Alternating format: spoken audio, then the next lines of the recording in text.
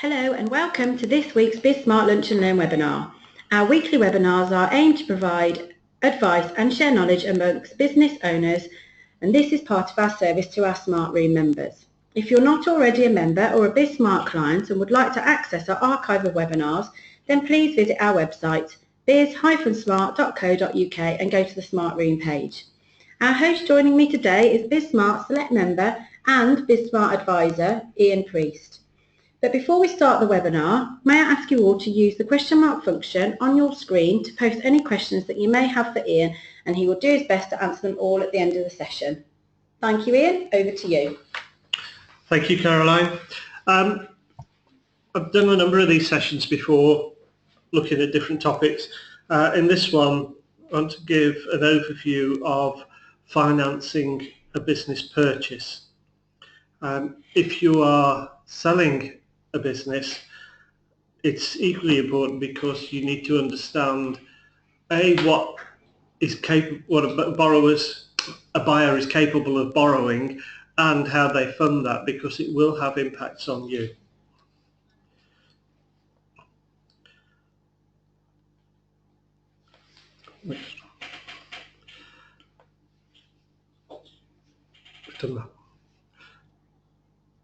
So when you're selling or buying a business, the terms you agree will involve risk, and it's a continuum. There's a balance to be struck. The ideal for the buyer is diametrically opposed to the ideal for the seller, and somewhere you have to meet in the middle. You need to understand where both of you are on that scale, and if you are looking to do a deal, then you need to come to some sort of accommodation that works for both of you. But you must never lose sight of the risks attached. So the first question you've got to ask is, are you selling shares in a business or are you selling the assets? From a buyer's perspective, a buyer will always want to buy the assets. From a seller, you want to be selling the shares. And why is that important?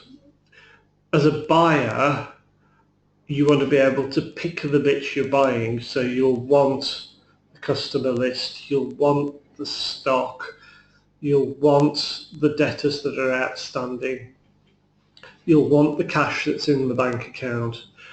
What you won't want is the liabilities, particularly HMRC, VAT liabilities that might go back a number of years, because you're only buying the assets. Anything like that stays with the shell of the company that you're buying the assets from. Equally, from a seller's perspective, you want to be selling the shares because you are selling the whole business. And that means the buyer is not just getting the assets, they are getting the liabilities and the potential liabilities. So if there should be a VAT or HMRC inspection 3 weeks after you've bought the business, the buck stops with you because you own that company. So as I said, buying assets, you're paying a fixed price for certain assets and you accept certain liabilities. You probably take on the outstanding creditors. Buying the shares, you get the company warts and all, and that's why you need to be satisfied. There's a lot more due diligence with buying shares than there are with buying assets, and whether you've done the due diligence or not, the funder will want to make sure the due diligence has been done. So again, before you launch into doing your due diligence, make sure you've got your funder lined up and they're happy with the professionals that you're using for the due diligence, because there's no point in paying for it to be done twice.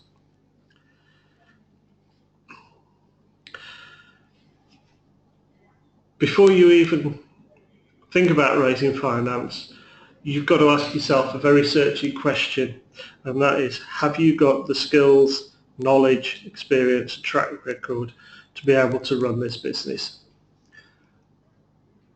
Many people think they can go in and run any business. They can't. You need to understand the sector, you need to understand the product, you need to understand the marketplace.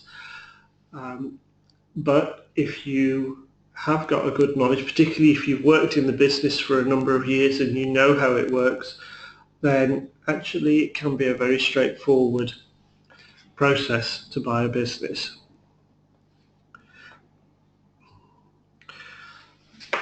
So the first thing that any lender is going to want to know is what you can bring to the table. Have you got any savings? Have you got any property that you can release cash from, perhaps in your house? Have you got friends or family that can help out by putting some funding in? You need to have a good stake, and as it says on the slide, the banks call it hurt money. Needs to be, as a rough rule of thumb, at least a year's salary. That's a fairly crude guideline. It needs to be sufficiently painful that you aren't going to walk away from it at the first sign of trouble. The bank or any other lender is going to want to know that you are committed to this business and you are going to stick at it.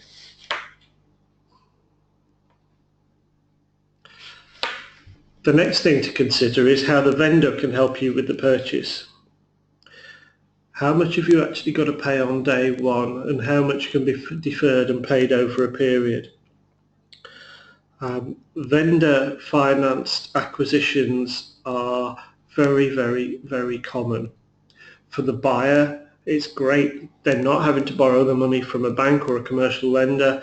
The vendor is letting them pay for it on the drip. For the vendor, of course, you're taking a risk. You are handing your business over to somebody and they aren't giving you all the money for it on day one. Potentially your tax liability will be based on the purchase price or the sale price, even though you haven't necessarily got the cash. So you need to factor all that into your calculations, and don't forget to make sure you claim your entrepreneur's relief at 10% if you can, because obviously that is a huge saving when you're selling a business. But it is very, very common for a vendor to leave money in the business and be paid over a period. I'm dealing with one at the moment. I'm just starting the project on it. It's a £1.9 million purchase price. There is roughly 600,000 cash in the bank account that can be taken out as part of the purchase price. The vendor is going to leave in another £500,000 and be paid out at £10,000 a month. That's a big risk.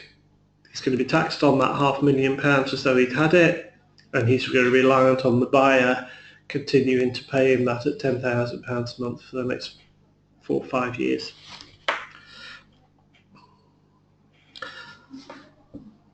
Even more of a risk for the vendor is the buyer's then going to be looking at the assets of the business to help them use that for raising the finance.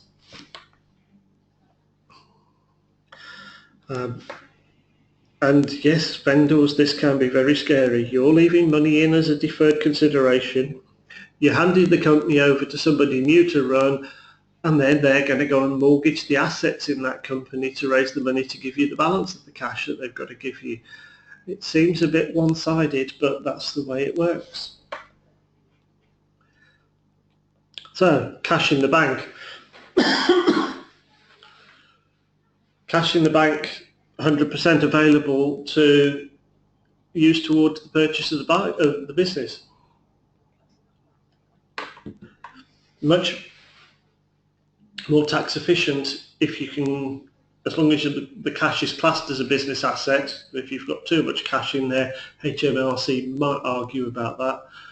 But why would you take it out as a dividend and pay 40% tax on it when you can take it out as part of the sale proceeds and pay 10% tax on it?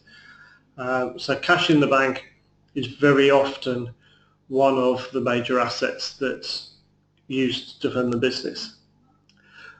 If there's a property, if there's bricks and mortar, then the buyer typically can get 70, maybe more than that percent of the value of that property. over a relatively long term, 15, 20 years on a commercial mortgage. Again, great way to leverage the assets of the business. Plant and machinery, typically depends on the type of kit, but 30 to 50% could be funded, of the value could be funded on asset finance over 3 to 5 years. But the key one in many businesses is the debtor book. 80 to 90% of the debtors under 90 days can be funded on an invoice finance deal on a revolving basis. Effectively, it's an interest-only facility that's generating cash from the assets of the business towards the purchase price.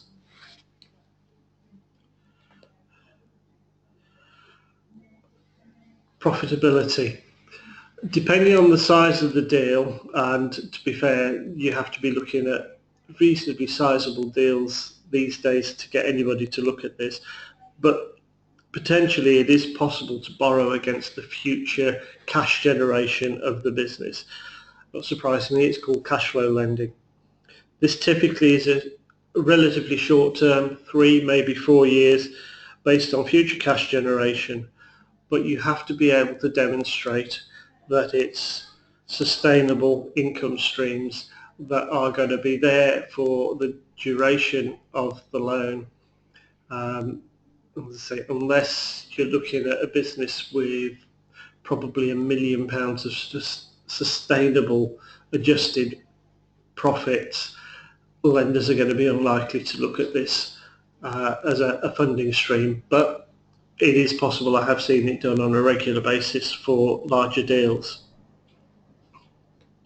So what do you need to have to go and approach a lender? You need to have a very strong business plan that sets out how you're going to run the business, that demonstrates your abilities, knowledge, skills, as we've already talked about, to be able to deliver the business.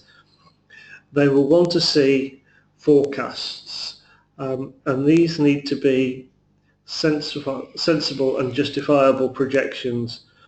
And normally I ask for what's called a 3-way integrated forecast, which is a profit and loss, a cash flow forecast, and a balance sheet that all work together to give a good picture, not just of the profitability of the business, but the cash generation and how the cash is going to move through the business. This is a job for an accountant, and it needs to be stress tested to make sure there is a very good margin in there for the lender's protection and for the vendor's protection.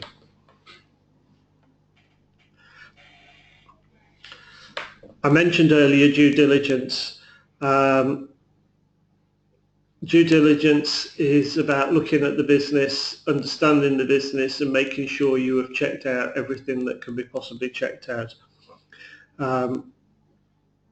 Many people, particularly when they've worked in a business for a long time, say, oh, we don't need any due diligence, we know what goes on. You can't possibly know everything that goes on, and the lender is going to want some level of due diligence doing. There are 2 types of due diligence. Typically there is legal and financial. In some cases they may also want to do commercial due diligence, which is getting an independent third party to look at the marketplace for the product and the future prospects for that product. But the general ones are legal and financial. On the legal, the obvious starting point is the sale and purchase agreement. Are you buying what you think you're buying? The property title, if there's bricks and mortar involved. Employment contracts. Are employment contracts in place? Are proper health and safety guidelines in place? Are there any employment disputes pending? They will want to look at customer and supplier contracts. Are there any long-standing supply or sale contracts that could be detrimental or could have negative impacts on the business? They will want to look at any legal obligations that you may have, whether that's product liability, claims, or environmental issues that have happened, any pending claims, but also any patents or intellectual property and whether that's been properly protected and can therefore have a value.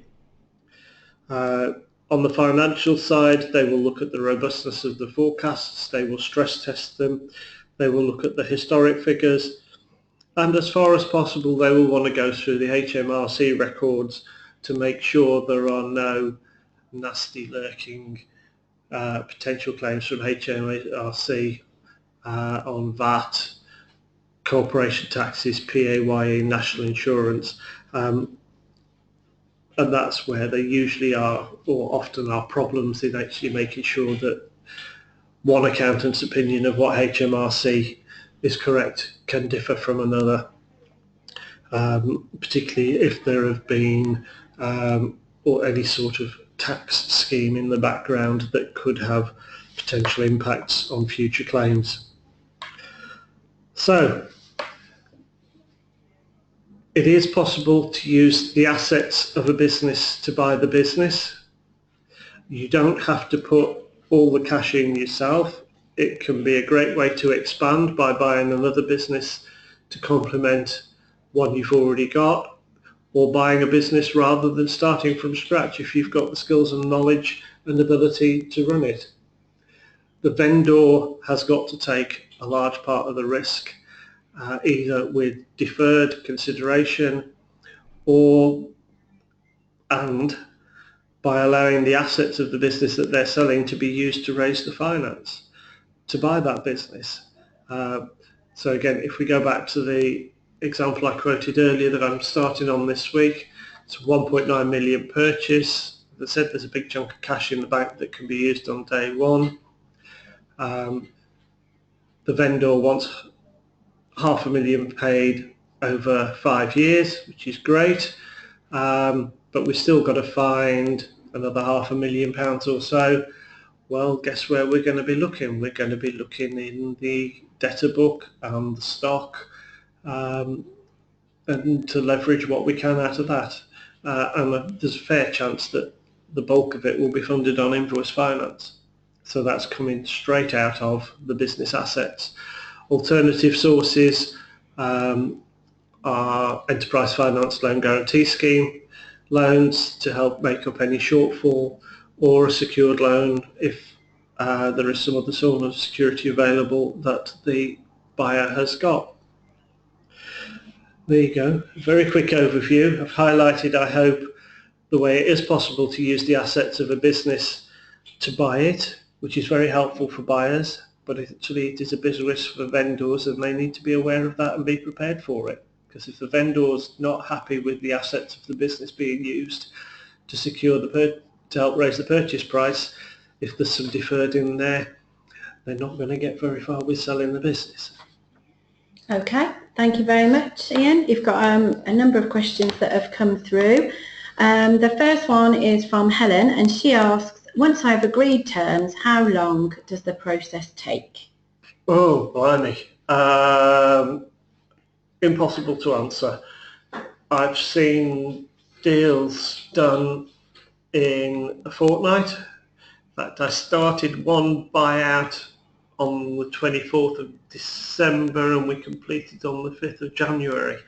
So yeah, with Christmas and New Year in between, that was actually about 6 working days. On the other hand, I've known deals take 2 years to get from first verbal discussion to completion. It depends on the vendor, it depends on the buyer, it depends on the lenders, it depends on the lawyers. The lawyers can hold it up for ages. Yeah, too many variables, from very short to very long. Okay, thank you. Your next question is from Simon. He says, thank you very much for an interesting presentation. Can I ask what percentage of the purchase price do I need to put in as cash? Again, that's a very difficult question to answer. The rule of thumb used to be a year's salary. Like I said, it needs to be enough that it's going to hurt to walk away from. The example I've been quoting all the way through, I think the buyer is actually putting in about 60 grand in cash that they've raised against their property on that one. 60 grand out of 1.9 million is not a lot to really have to find, but it's 2 and a bit years of salary. So yeah, painful. Would hurt to walk away from it, and that's what the lenders want to see. They want to see that you are fully committed and locked in. Okay, thank you. Yeah, your next question is from Claire, and she asks, do you have to use invoice finance? No, you don't have to use invoice finance. It's one of the tools that's available.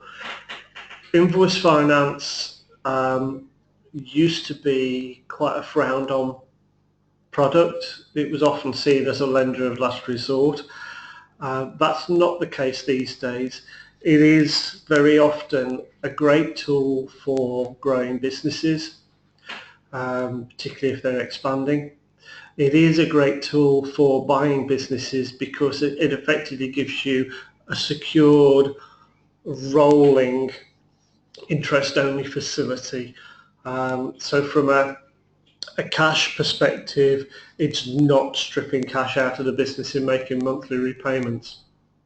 So if you think about it, if you've got a loan, you've got monthly capital and interest payments to make, you've got deferred payments to the vendor to make, that's all cash that's being sucked out of the business.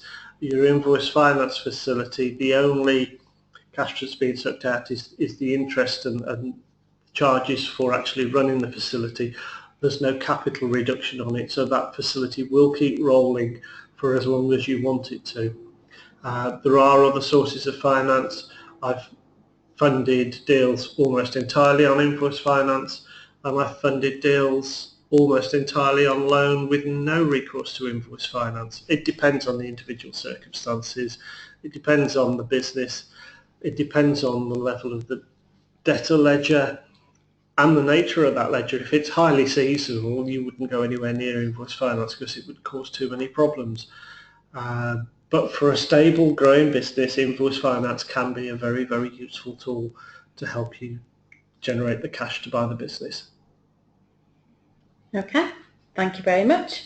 Thank you again, Ian, for hosting today's webinar. I will be sending out a copy of this presentation and Ian's contact details out to you all very shortly. So please do email any further questions you may have direct to Ian. Before we close, just a quick reminder, this webinar is part of our service to our Smart Room members. If you are not already a member or a BizSmart client and would like to access our archive of webinars, then please do visit our website, biz-smart.co.uk, and go to the Smart Room page. This is the end of today's webinar. Thank you very much again, Ian, for hosting and for you for joining us. We hope you can join us again very soon.